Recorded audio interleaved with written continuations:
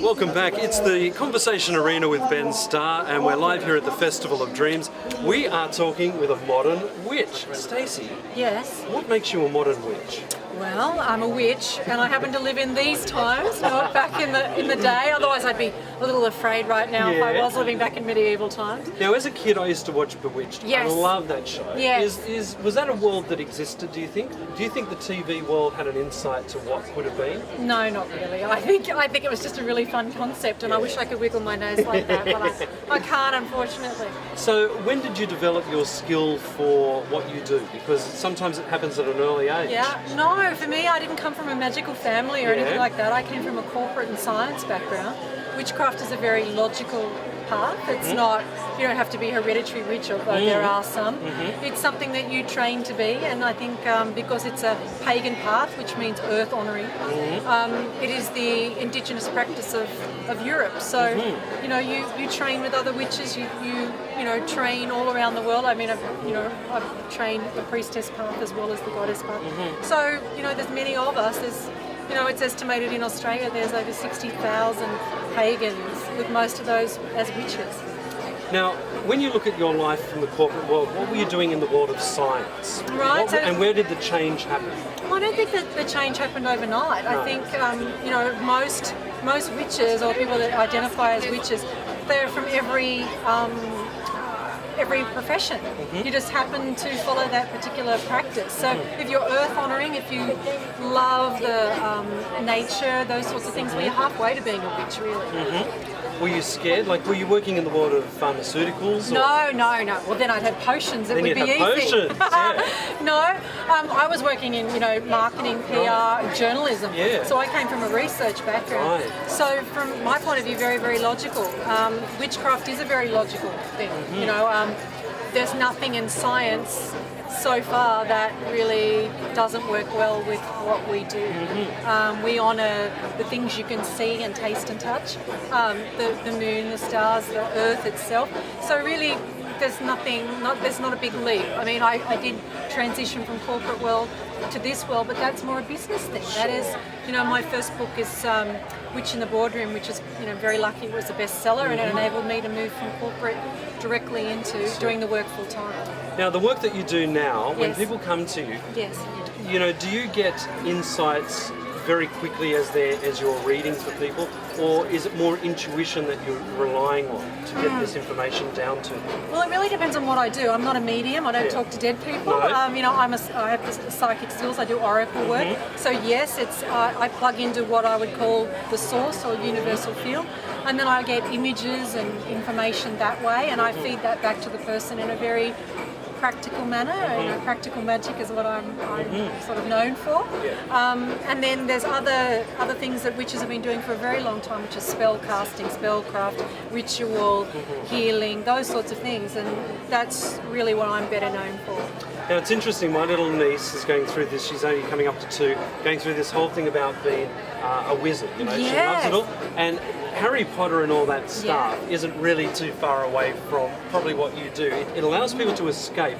Why do you think in the world that we live in that we look at those shows and think, oh, it's so fantastic, what a wonderful movie, and then we come back into our reality and we can't do that? Well, is that because we've been trained to switch off? Yeah, I think so, but there's a whole bunch of questions in what you're asking, but I think we can do it. I think we've forgotten how to do it. So a little bit of training opens that up for us. Intention is very, very strong. Harry Potter, just looking at Harry Potter, not Charmed or anything else, but Harry Potter is a very positive role model for children, the way I see it, that magic is real, that you can work very hard towards something and it happens for you, that you can set intentions, that there is magic and herbs and in the very nature of things. So I think it's a very positive thing. As for people thinking that there is no magic or that we can't, things can't just happen, well, I think they need to come and see a witch and they realise things do. So your book, Witch in the Boardroom, in a snapshot, I'm getting an image. Well, that's the first one, yeah. Is it about working in a boardroom with someone who's really awful to work with? No. Yes, it's a great way of putting it. No, I think, but that brings us into the word witch, because people have a very strange idea what witches are, and they use it as a negative. That's right. Whereas witch was an honoured word. Right. So I don't shy away from that. You know, people will say to me, "Oh, are you a white witch, Yes, right?" And yes. it's like, no, I'm a witch. Yeah. And witch meant weaver or wise. So why would I shy away from that? I just have to make sure that people understand what a witch really is. It's Sure. not. We've just had a bad PR day for the last 2,000 years. You know, that's what's happened. And what changed it? Why did the bad Christianity. thing? Okay, so that was When the one big change? religion comes over the top of another, and you know, we're not Yeah. here to Christian No, bash no, it. no. When one religion comes over the top of the other, often the old religion becomes Obsolete. or the devil, you know, and that's one way of making sure that people go to the new religion is making a devil of the old one. See, when I was in Rome recently, and I've been there a few times filming a documentary on Marconi, Yes. I went into a pagan church, Yes. 4 layers under the ground. Yeah. Now, on top of it was another church, Yep. and on top of it another church. Notre You could Dame in literally- Paris, same yes, thing. you can see the layers of how the world's changed. Yep. So the ritual has changed as well. Yes. In many ways, But if you but look not the at intent sometimes. Right. But if you look at Catholicism, Yeah. and you've got a priest with the chalice Yes. offering the body and blood, you know, that Yes. sort of thing. Or you look at a pagan Yes. way of doing it, there's a chalice and there's an Yes. athame, and it's Yes. exactly the same movement. Yes. So if you go onto YouTube, there's lots of. I know. So something like Catholicism has pagan roots. Yes. People don't like to know that, Yeah. but that's the truth, as That is the truth. you find. So often when you go to a church, there are layer upon layer underneath. There was a sacred place for whatever reason. There's an energy. I work a lot with that kind of earth energy, Yeah. and then you go up from that, and it's the same energy but expressed differently. Now, talking about expression, we're seeing some major changes in the world at the moment. Lots of upset, lots of uprising. Sadly, that poor journalist this week. What message are we not getting? Is there a message? Or is it I something posted about... this on my Facebook page. I've got a very, very, very popular page, and it got a lot of wonderful comment from people. Whatever you call your higher power, even if you do indeed believe in one, it could be, you know, Allah, God, you know, whatever you want to call it, the flying spaghetti monster. I don't really care what it is for you. But if it preaches love, if it says to you, love, and I'm not stuttering here, love, well then it is a higher power. You're not going to go that way. But if you've got a higher power that says behead someone, I don't know whether that's a higher power. In fact, I think that's dogma. I think that's man-made rather than whatever we have.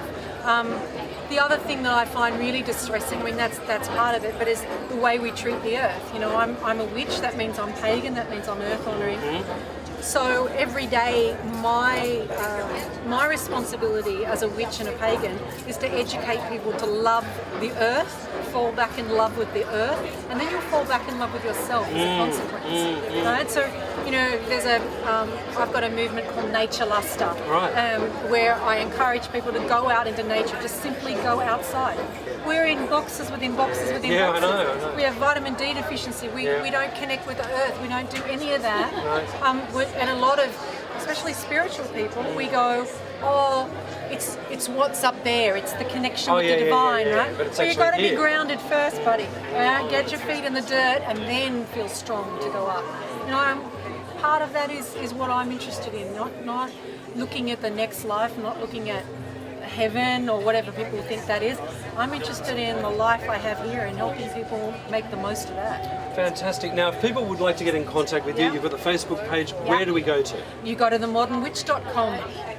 And that's where it all happens. That's where it all happens, yeah. So you're based in Sydney? I'm based in Sydney. I'm in the Northern Beaches, but I have an office in Crow's Nest, and I do readings for people all over the world. So, you know, and the coolest thing I do, which is I really love, is I take people on retreats. Really? So we go everywhere from Hawaii to America. We go to Yosemite National Park next year. We see the giant sequoias and the big blue whales, and we connect in with the earth, and we have a lot of a lot of fun. Fantastic. Well, thank you for joining us on the my pleasure. Conversation Thank you. Arena, Thank you. and of course we're at the Festival of Dreams.